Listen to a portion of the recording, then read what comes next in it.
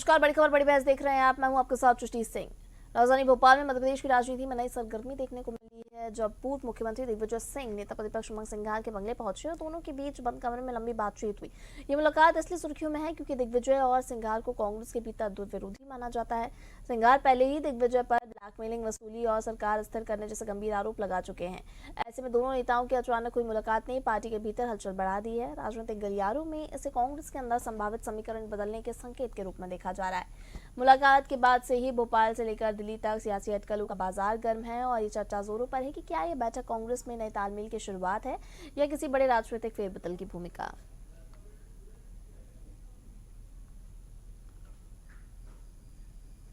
तो इससे मध्य प्रदेश की राजनीति में नई सरगर्मी देखने को मिली है। जिस तरह से दोनों ही दिग्गज नेताओं के बीच में मुलाकात हुई है और दोनों को ही धुर विरोधी बताया जाता है, लेकिन इन दोनों की ये मुलाकात अब कई तरह के सवाल खड़े करे कि आखिर आगे की रणनीति क्या हो सकती है कांग्रेस की।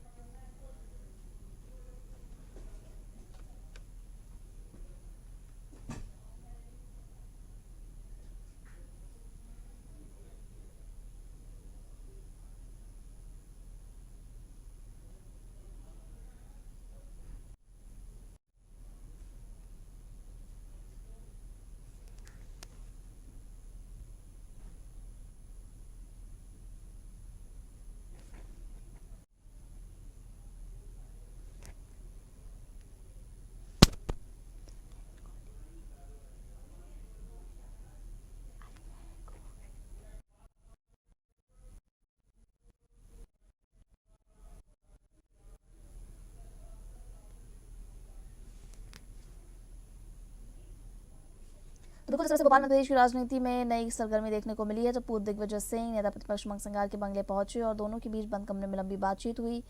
ये मुलाकात इसलिए भी सुर्खियों में आई, दिग्विजय सिंह और सिंघार को कांग्रेस के भीतर दुर्विरोधी माना जाता है। वहीं सिंघार पहले दिग्विजय पर ब्लैकमेलिंग, वसूली और सरकार अस्थिर करने जैसे गंभीर आरोप लगा चुके हैं। ऐसे में दोनों नेताओं का अचानक हुई मुलाकात ने पार्टी के भीतर हलचल बढ़ा दी है। राजनीतिक गलियारों में से कांग्रेस के अंदर संभावित समीकरण बदलने के संकेत में रूप में देखा जा रहा है। मुलाकात के बाद से ही भोपाल से लेकर दिल्ली तक सियासी अटकलों का बाजार गर्म है और ये चर्चा जोरों पर है कि यह बैठक कांग्रेस में नए तालमेल की शुरुआत है या किसी बड़े राजनीतिक फेरबदल की भूमिका।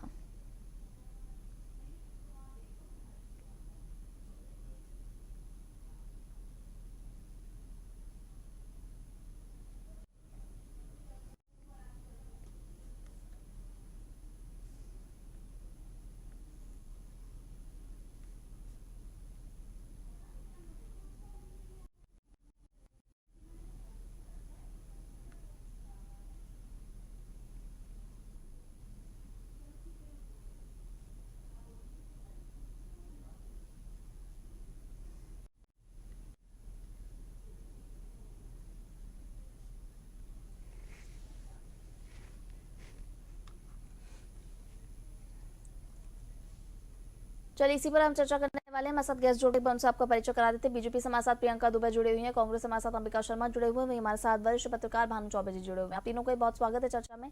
सबसे पहले अंबिका जी, आपसे जानूंगी मैं, जिस तरह से उमंग सिंघार और दिग्विजय सिंह की मुलाकात हुई है, क्या माना जाए?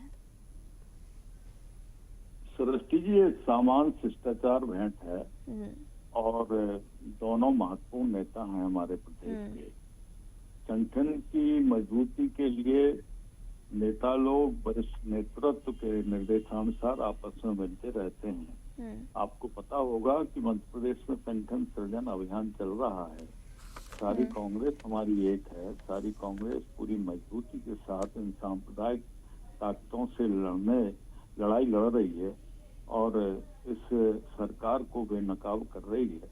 जो सरकार झूठे वादे करके सत्ता में आई है और अब वादा खिलाफी कर रही है, इन तमाम बातों को लेकर और मध्य प्रदेश जो बेहाल मध्य प्रदेश बना हुआ है, कानून व्यवस्था की स्थिति खराब है, किसान परेशान हैं, नौजवान का भविष्य अंधकारमय है, बहनों को छला गया है, जगह जगह अपराध हो रहे हैं, महिलाओं की सुरक्षा की अनिश्चितता है। इन तमाम बातों को लेकर हमारे वरिष्ठ नेता लोग आपस में विचार विमर्श करते रहते हैं समय समय पर और एक रणनीति बनाते हैं कि किस प्रकार से संघर्ष किया जाए सरकार के खिलाफ, किस प्रकार से इस सरकार। तो जो आरोप लगाए थे उमंग सिंघार ने दिग्विजय सिंह पर, वो सब अब माफ कर दिए दिग्विजय सिंह ने, ऐसा माने?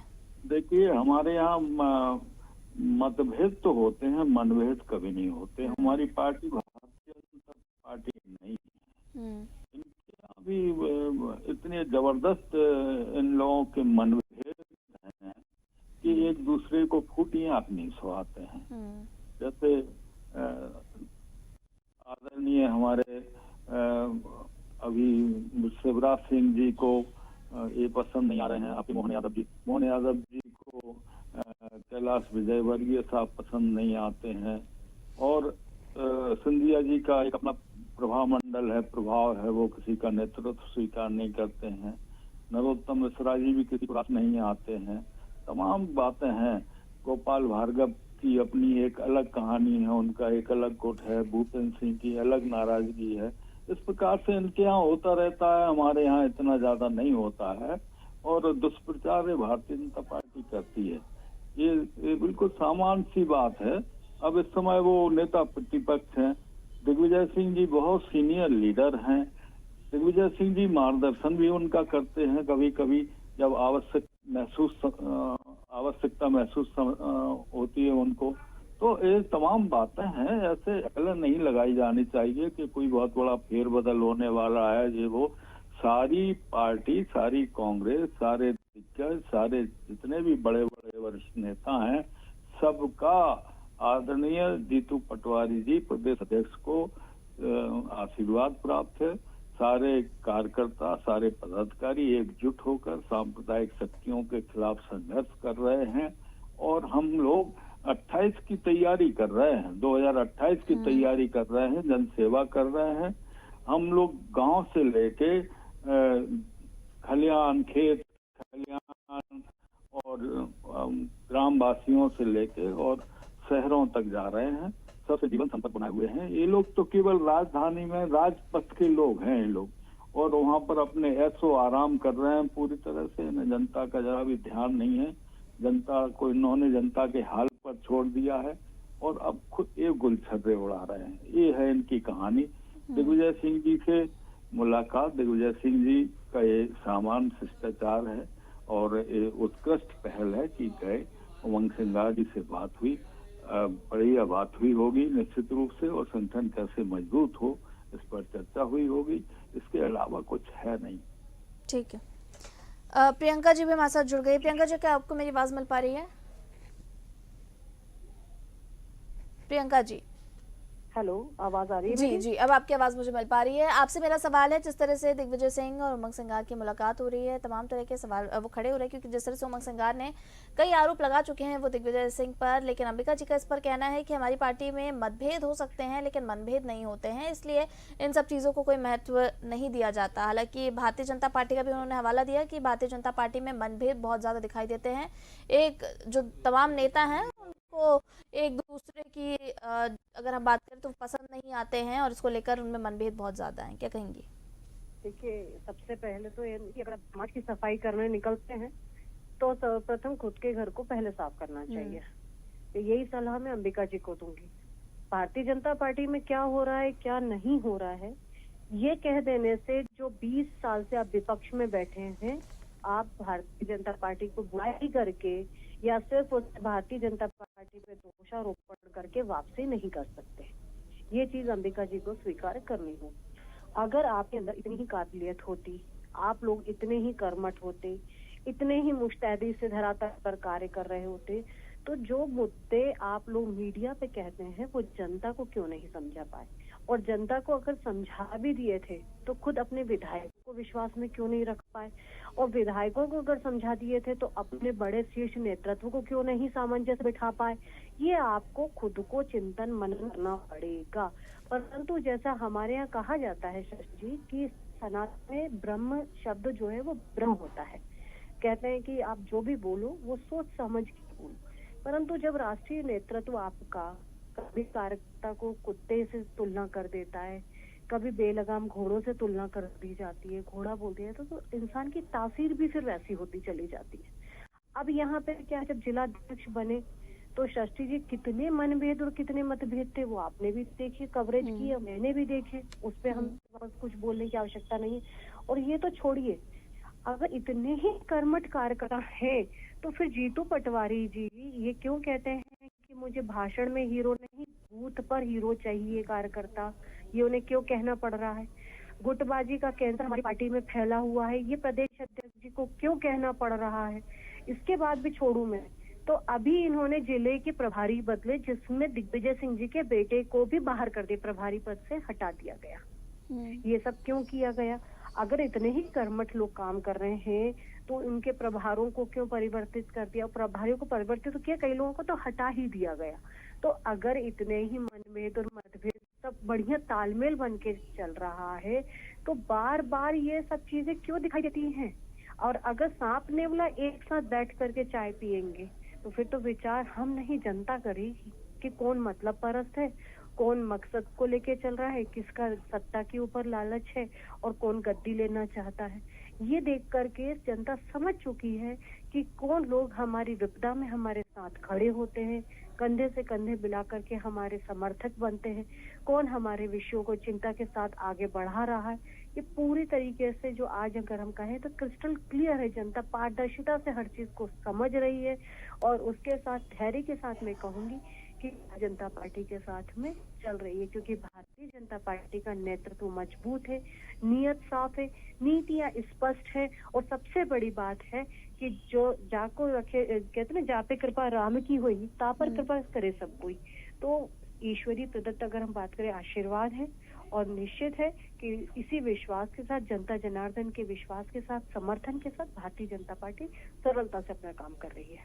ठीक है, हमारे साथ वरिष्ठ पत्रकार भानु जी जुड़े हुए हैं, उनसे समझ लेते हैं। भानु जी, दोनों ही प्रवक्ताओं को हमने सुना, दोनों की अलग अलग प्रतिक्रिया हैं, पर जो ये नज़ारा देखने को मिला है इससे आम जनता क्या समझे? देखिए, इसके दो मीनिंग अलग अलग हो सकते हैं। एक तो ये कि बहुत कोई छोटी सी बात हो जिसका निपटारा करना हो और मिल लिया हो। दिग्विजय सिंह बहुत शातिर राजनेता है और वो उनके लिए ये मान सम्मान के या युवा से मिल लिया या विरोधी से मिल लिया, ये कोई बड़ी बात नहीं है। दूसरी बात यह कि देश के राजनीतिक हालात जो बने हुए हैं उसमें कांग्रेस को ये सोचना पड़ेगा कि भीतरी मतभेद कम किए जाए, खत्म किए जाए और तैयारी की जाए कि जोड़ता की जरूरत पड़े तो कम से कम दिखाई दे। और मेरे ख्याल से दिग्विजय सिंह का ये मामला कोई बहुत नेशनल राष्ट्रीय स्तर का होगा ऐसा मुझे नहीं लगता।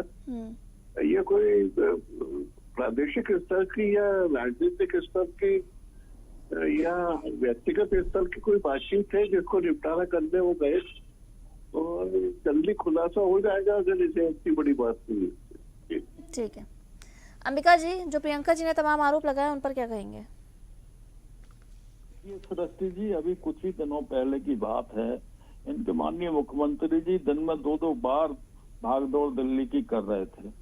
कहीं शिवराज सिंह जी से मिल रहे थे, कहीं सिंधिया जी से मिल रहे थे और पेपर में चर्चा हो रही थी, समाचार पत्रों में, कि इनकी कुर्सी खिसकने वाली है और ये तमाम गुटबाजियां उभर कर आ रही थी इनकी पार्टी की। और प्रियंका जी जो कह रही हैं, मैं बिल्कुल उनकी बात से सहमत नहीं हूँ। बड़ा आदर मैं प्रियंका का करता हूँ, लेकिन अभी देखिए जिस प्रकार से इनकी जो भारतीय जनता पार्टी की कार्यकारिणी का गठन नहीं हुआ है उसके पीछे भी जबरदस्त गुटबाजी है, तो जबरदस्त खेमेबाजी है। सब लोग अपने अपने लोगों को इसमें शामिल कराना चाहते हैं, अपने कार्यकर्ताओं को, और नहीं हो पा रहा है, इनका तालमेल समन्वय स्थापित नहीं हो पा रहा है। तो मैं सिरे से इनकी बातों को खारिज करता हूँ। हमारे यहाँ तो सब प्रकार से सारा बिल्कुल चाक चौबंद हो गया है, जिलाध्यक्षों की नियुक्तियां हो गई हैं, प्रदेश कार्यकारिणी का गठन हो गया है, सबके अपने अपने प्रभार दे दिए गए हैं, सब लोग फील्ड में काम कर रहे हैं।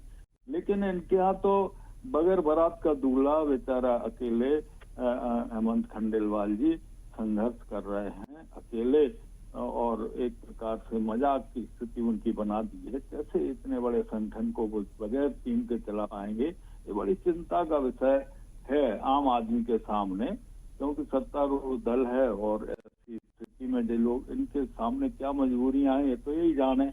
हमारी समझ से गुटबाजी तो है, तो ये बहन को अच्छी तरह से इनको प्रियंका जी को समझना चाहिए, लेकिन नहीं समझती हैं।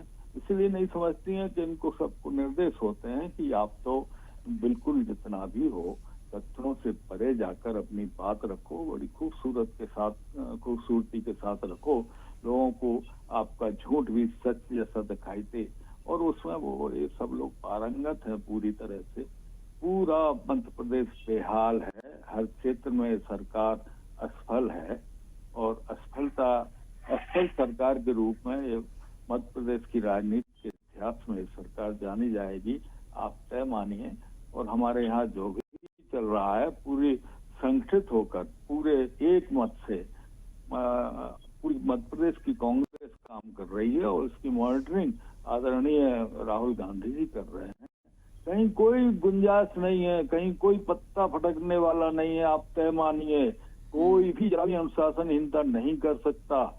पूरे लोग इस प्रकार से मुस्तैद हैं कांग्रेस के, इस प्रकार से सीमा पर सजग सैनिक रहता है मुस्तैद कि हमें हर इनकी नजर पर हरकत पर नजर रखना है। इसी प्रकार से भारतीय जनता पार्टी के जो अवांछनीय कृत्य हैं, जो भ्रष्टाचार सिर से ऊपर सने हुए हैं, इनके मंत्रीगण विधायकगण सब पर निगाह है और हम पब्लिक डोमेन में जा रहे हैं, पब्लिक को चेता रहे हैं, जगा रहे हैं, समझा रहे हैं कि इनसे मुक्ति पाना है हम लोगों को और उसमें हम लोग सफल भी हो रहे हैं। पब्लिक का हमें आशीर्वाद भी मिल रहा है और हम निश्चित रूप से 2028 में कामयाब होंगे।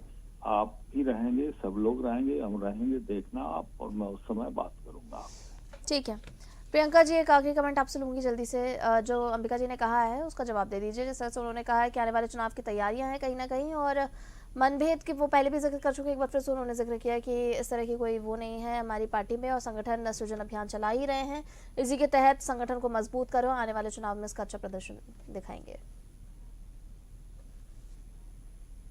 प्रियंका जी, पूरे 2 साल लग गए इन प्रदेश अध्यक्ष को अपनी कार्यकारिणी बनाने में और ये हमारे प्रदेश अध्यक्ष की चिंता कर रहे हैं।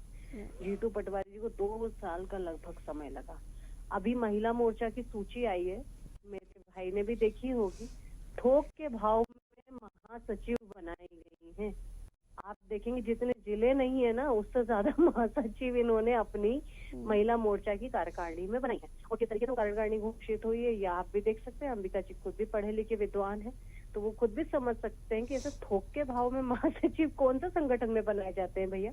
और ये छोड़िए, प्रवक्ता की सूची बना के 24 घंटे के अंदर आप डिलीट कर दें, फिर उसको अपडेट कर करके लेकर के आते हैं। और खुद आप लोग किस तरीके से खुद अपने ही लोगों को किस तरीके से निष्कासित कर रहे हैं, वरिष्ठ नेतृत्व किस तरीके से दरकिनार कर रहे हैं, ये तो सभी ने देखा। यहाँ तक कि खुद दिग्विजय सिंह जी किस तरीके से कमलनाथ जी पे सवाल उठा रहे हैं, कमलनाथ जी किस तरीके से पोस्ट करके अपनी सफाइयां दे रहे हैं। मतलब इतना मतभेद बढ़ गया है, इतना मनभेद बढ़ गया है कि आपस में बैठ के चर्चा नहीं कर सकते। पोस्ट ट्विटर खेल रहे हैं। तो राजनीति ट्विटर खेलने से नहीं होती, धरातल पर कार्य करने से होती है। और बेहतर होगा कि अभी भी समय है, जाग जाइए और धरातल पर कार्य करिए। परंतु वो आप लोगों से होगा नहीं, क्योंकि आप लोगों को तो एसी में बैठ करके राजतंत्र चलाने की आदत पड़ी है। 10 जनपद से आप लोग सर्कुलेटेड। और अभी आपने खुद ने स्वीकार किया कि राहुल गांधी जी मॉनिटरिंग कर रहे हैं, तो खड़गे जी क्या कर रहे हैं? राष्ट्रीय अध्यक्ष उनको क्यों बना करके आप लोगों ने रखा हुआ है? सिर्फ पपेट बना के रखा हुआ है, जैसे कठपुतली के तौर पे आपने मनमोहन सिंह जी को नियुक्त करके रखा था। तो ये आपकी पुरानी पद्धति है। अब कठपुतली कल्चर से लोग ऊब चुके हैं और वो काम करने वालों को पसंद करते हैं। इसलिए अब कर्तव्य पथ का निर्माण होता है, राजपथ का नहीं होता है। तो ये बेसिक अंतर है आपकी सोच में और हमारी सोच में। तो आपको फिर भी मैं यही कहूंगी कि आपकी जो अंतर्कलह अंतर्घात जो है, इससे ही आप लोग निपटते रहिए। हम लोग तो जनता के साथ काम करने में मगन है और उस जिम्मेदारी को हम पूर्ण आनंद के साथ निर्वहन कर रहे हैं। ठीक है, इसके साथ इस चर्चा को यही विराम देंगे। मैं सभी गेस्ट का हमारे साथ जुड़ने के लिए बहुत धन्यवाद, क्योंकि तमाम तरह के जो जवाब हैं इसको लेकर वो सामने आ रहे हैं कि आखिर उमंग सिंगार और अगर हम बात करें दिग्विजय सिंह की, दोनों की मुलाकात से आगे क्या कुछ देखने को मिलता है, क्या कुछ समीकरण में बदलाव देखने को मिलेगा, ये क्या कुछ होता है, इस पर सबकी नजर रहेंगी। इसी के साथ प्रियंका जी आपका बहुत धन्यवाद, अंबिका जी आपका बहुत धन्यवाद, भानु जी आपका भी बहुत धन्यवाद हमारे साथ चर्चा में जुड़ने के लिए। तो मध्य प्रदेश की राजनीति में ये नई सरगर्मी देखने को मिली। उमंग सिंगार के पहले के आरोप तो सभी जानते हुए किस तरह से उन्होंने दिग्विजय सिंह पर कई गंभीर आरोप लगाए हैं, पर उसके बाद जिस तरह से सौजन्य भेंट देखने को मिली है, सौजन्य भेंट दोनों के बीच में हुई है, इसके क्या कुछ समीकरण हो सकते हैं और क्या कुछ इसमें आगे देखने को मिल सकता है, इस पर सबकी नजर रहेंगी। इसी के साथ बड़ी खबर बड़ी बहस में इतना ही। मुझे दीजिए इजाजत, आप देखते रहिए। नमस्कार।